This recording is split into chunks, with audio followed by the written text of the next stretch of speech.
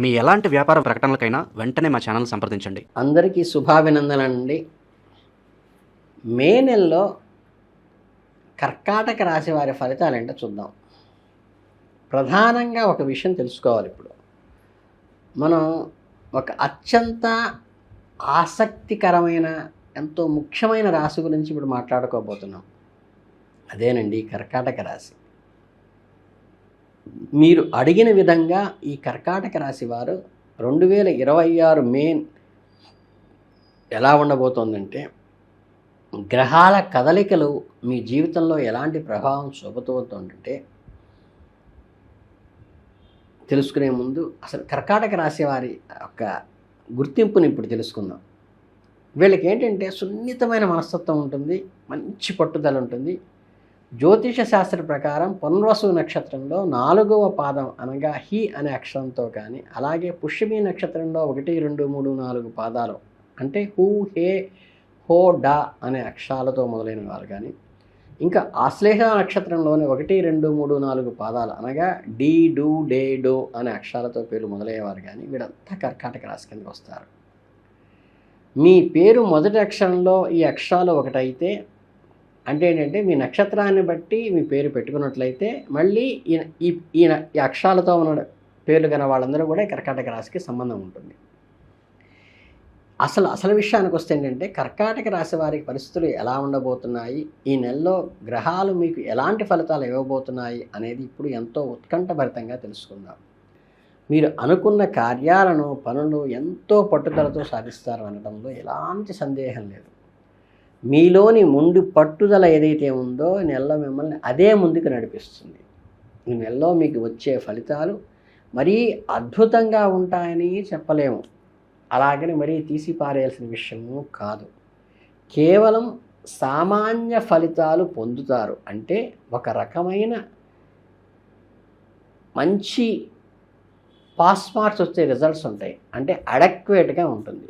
పనులు చేసే క్రమంలో కొన్ని చిక్కులు అడ్డంకులు మీకు తప్పకుండా ఎదురవుతాయి. వాటన్నిటినీ మీరు ఒక అపారమైన తెలివితేటలతో దాటుకుంటూ వెళ్ళాలి.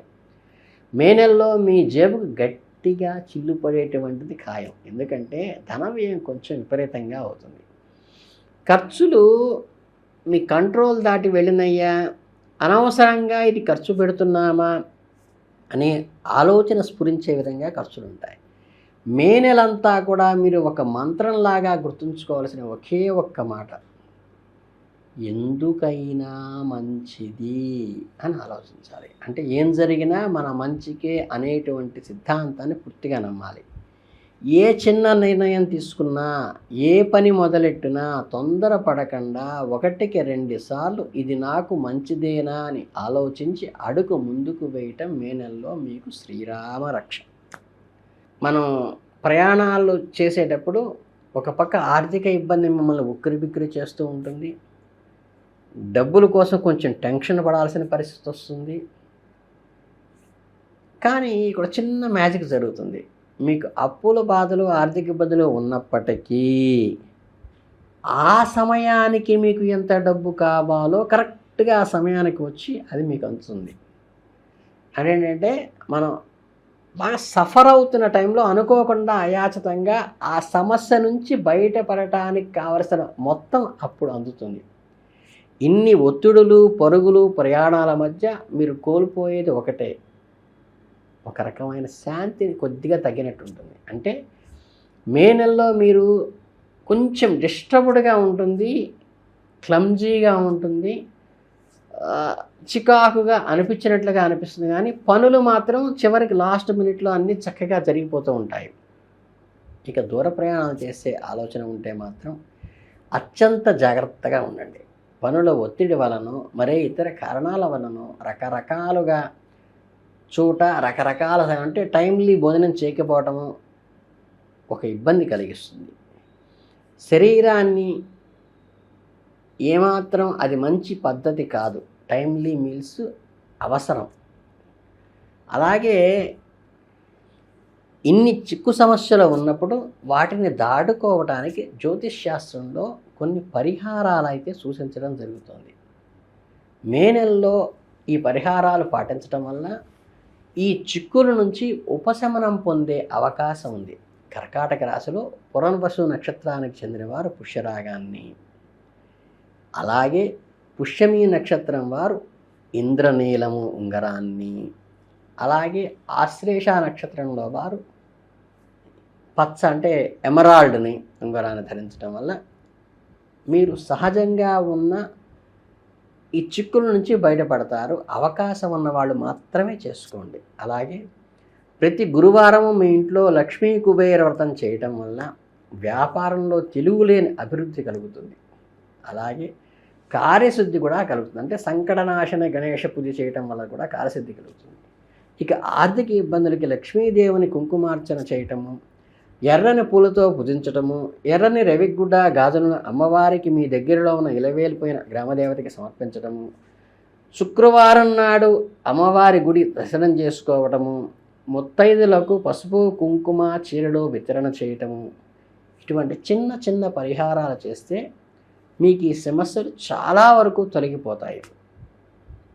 సూర్య భగవానుకి చక్కగా అర్ఘ్యం వదలటం వల్ల కూడా అనారోగ్య సమస్యలు ఏమన్నా ఉంటే తొలగిపోతాయి.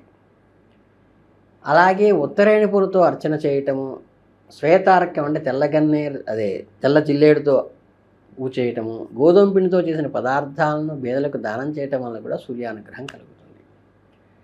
అట్లాగే మంగళవారాలు ఆంజనేయ స్వామి ప్రదక్షిణ చేయటం వల్ల కూడా ఈ గ్రహ బాధలు కానీ ఈ చికాకులు కానీ పూర్తిగా తొలగిపోతాయి. అప్పాలు చక్కగా నివేదన కానీ మాల ఈయటం కానీ చేయొచ్చు.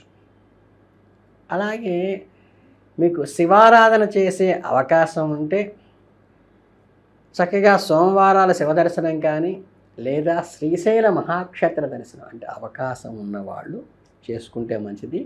సోమవారాలు శివాలయానికి వెళ్ళి అభిషేకం చేయించుకోవటం కానీ అర్చన చేయించుకోవడం ద్వారా కూడా మీకు చాలా వరకు కలిసి వస్తుంది. మీకు వీలైతే చక్కగా మీరే తీసుకెళ్ళి మారేడు దళాలను తీసుకెళ్ళి చక్కగా శుభ్రంగా నీళ్లు తీసుకెళ్ళి స్వయంగా నీళ్లు పోసి ఒక విభూది పెట్టి అర్చన చేసుకోవటం మంచిది.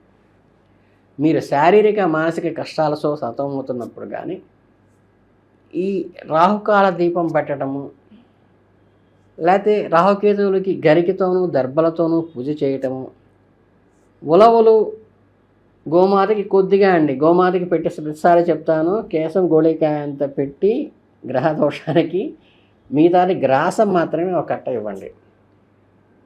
అలాగే ఇటువంటివన్నీ చేయటం వల్ల ఆ పరమశివునికి పంచామృతాల్లో అభిషేకం చేయటం వల్ల గోమాతకి ఈ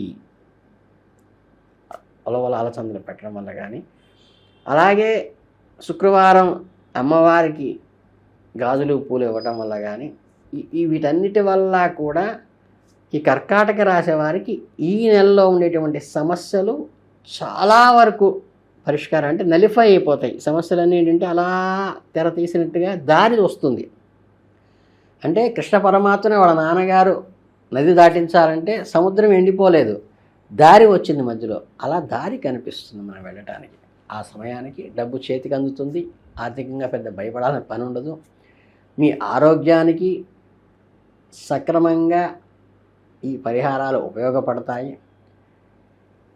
అలాగే ఈ పరిహారాల వల్ల ఒక రకమైన భక్తి శ్రద్ధలు తెలియకుండా ఏంటంటే గ్రహారాధన చేసినప్పుడు కూడా లోపల భక్తి ఇనుమడిస్తుంది. దానివల్ల దైవానుగ్రహం కలుగుతుంది. ఎప్పుడైతే దైవానుగ్రహం చూపు మన మీద పడుతుందో అంటే మన చూపు దేవుని మీద పడినప్పుడు ఆటోమేటిక్గా దేవుని మించి చూపు మన మీద పడుతుంది. కాబట్టి అసలు భవిష్యత్తు బ్రహ్మాండంగా ఉంటుంది. కనుక ఈ చిన్న చిన్న పరిష్కారాలు చేసుకుని ఆయురారోగ్య ఐశ్వర్యాలతో ఈ నెల తొలతోగాల మనస్ఫూర్తిగా కోరుకుంటూ ఆల్ ది బెస్ట్ చెప్తూ కర్కాటక రాశి వారికి శుభాభినందనలు.